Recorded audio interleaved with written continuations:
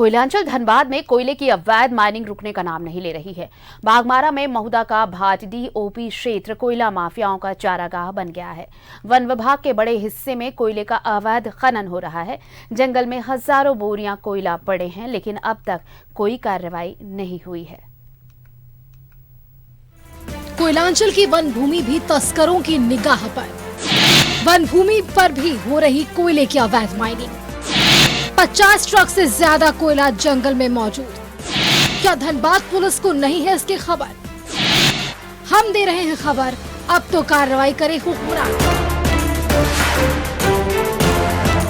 बोरे में बंद इन कोयले को देखिए, देखिए कैसे जंगल में हजारों बोरियां कोयला पड़े हैं। ये तस्वीरें बागमारा के भाटडी ओपी क्षेत्र की है। इस इलाके का एक बड़ा हिस्सा झारखंड के वन पर्यावरण एवं जलवायु विभाग का है, लेकिन घने जंगलों से घिरा ये इलाका कोयला माफियाओं का चारागाह बन गया है। तेतुलिया, भाटडी बस्ती, महुदा बस्ती के आसपास हो या फिर तेलमच्चो सिंदरी का निर्माणाधीन मार्ग के किनारे का इलाका, खुलेआम कोयले का अवैध खनन यहाँ हो रहा है। कोयले के सक्रिय सिंडिकेट अवैध खनन कर रहे हैं। महुदा के भाटडी ओपी क्षेत्र में अवैध कोयले की ढेर। खदान के मुहाने पर पड़ा है हजारों बोरा कोयला। अवैध खनन के लिए पेड़ काटे जाने की भी आशंका।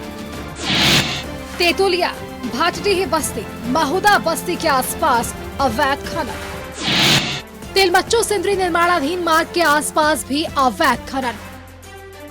भाटडी ओपी क्षेत्र में चल रहे कोयले के इस खेल के पीछे कोयला सिंडिकेट सत्यम, चंदन दुबे, संजय सिंह, गुड्डू हजारी, हराधर रवानी और मोहम्मद अमानुल अंसारी के नाम सामने आ रहे हैं। सूत्रों की माने तो इस इलाके में इन्हीं तस्करों की तूती बोलती है। ऐसे में कोयले की ये ढेर इन्हीं तस्करों का हो सकता है।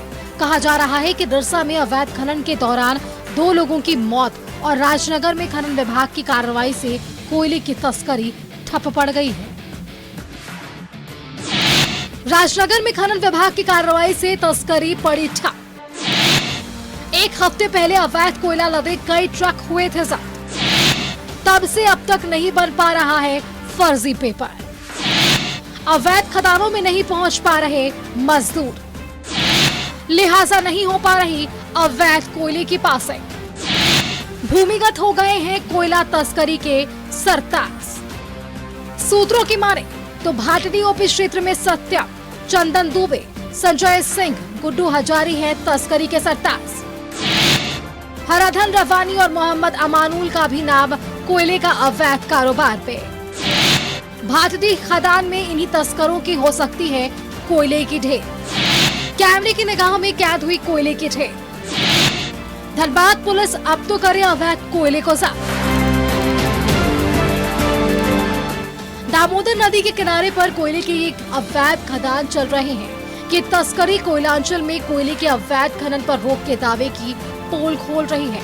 वहीं सूत्रों के माने तो तेलमच्चो सिंदरी मुख्य मार्ग पर एक झोपड़ी में कोल माफियाओं के गुर्गों का अड्डा रहता है।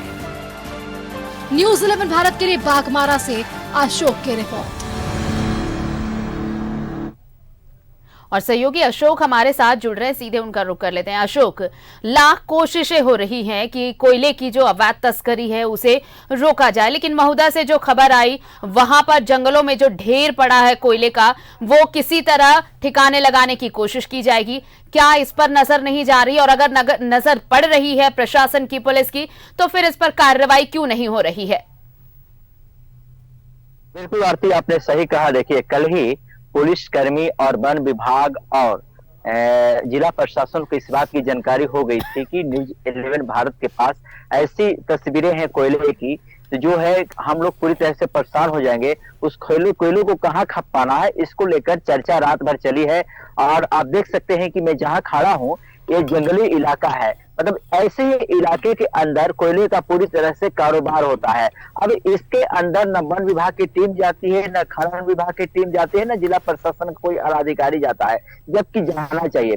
आपको याद होगा कि जब तरह हम लोगों ने अवैध कोयले के बारे में जब से खबर चलाई है, ट्रांसपोर्टिंग का कार्य बंद हो गया है, तो यही कारण है कि ये लोग पूरी तरह से स्टॉक कर रहे हैं कोयले को। जब कोयले को पूरी तरह से स्टॉक कर लेंगे तो तमाम पुलिसकर्मी, जिला प्रशासन के लोग दशहरा में व्यस्त हो जाएंगे। उसी पीरियड में इन लोगों को कोयला बिहार और उत्तर प्रदेश के इलाके में ले जाके वहां पे खपाना है, यही इन लोग की तैयारी चल रही है। और जो न्यूज 11 के पास जो कोयला अवैध माफियाओं का जो नाम है, यही रैकेट उसमें काम करता है।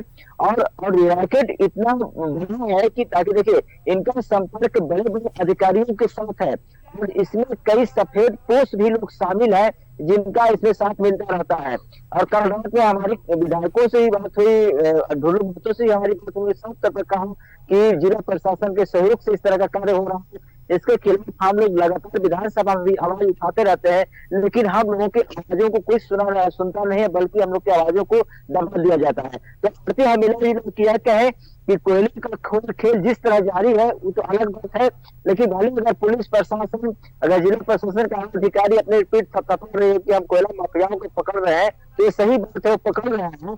लेकिन जिस तरह अब नया तरीका जो अपना दिया है कोयला माफिया, वो तो बोल ही रहा है कि तू डाल तो हम पास, सीधा कहावत चरितार्थ हो रहा है कि जिस वन विभाग में इलाके में कोयले का अवैध कारोबार हो रहा है, और इसकी जानकारी क्या वन विभाग के अधिकारियों को नहीं है, खनन विभाग के अधिकारी को नहीं है, बिल्कुल उनको जानकारी है। लेकिन जो कमीशन जो बना हुआ है, उस कमीशन को क्या करता है कि कमीशन जो है उनकी आवाजों को बंद कर देता है, ताकि वहां तक वो अधिकारी नहीं पहुंच पाते हैं, कारण कि उनको जो भी लेना देना वहां से मिल जाता है। तो जो सिंडिकेट यहाँ पे काम करता है, वो सिंडिकेट जो है जिला से लेके आपको सरकार के अधिकारियों के बीच तक उसकी पहुंच होती है। तो यही कारण है कि कोयले का आज भी जो है अभी खेल जारी है, और इसके सबसे ज्यादा नुकसान पर्यावरण को हो रहा है। जिस वन क्षेत्र में लोग रहते हैं तो वहाँ काफी नुकसान हो रहा है, और जो मुहाना था, जो मुहाने से जो कोयला निकाला जा रहा है, उस मुहाने के ऊपर में बड़े प्रभाव के कोयलों का रखा गया है। इसकी जानकारी स्थानीय पुलिस को भी हो गई है, लेकिन अभी तक उनके कानों में जू तक नहीं रहेगा कि हम जाके हिम्मत वहां जताएं कि आखिर कोयला किस तरह का रखा गया है। चलिए, पुलिस प्रशासन ये प्रशासन और पुलिस जो नजरअंदाज कर रही है, ये भी एक अलग कहानी है। फिलहाल बहुत बहुत शुक्रिया हमारे साथ जुड़ने के लिए और तमाम जानकारी के लिए आपका अशोक। तो 50 ट्रक से ज्यादा कोयला जंगल में मौजूद, लेकिन क्या सवाल यही कि धनबाद पुलिस को इसकी खबर नहीं। हम खबर दे रहे हैं, कम से कम अब तो इस पर कार्रवाई हो।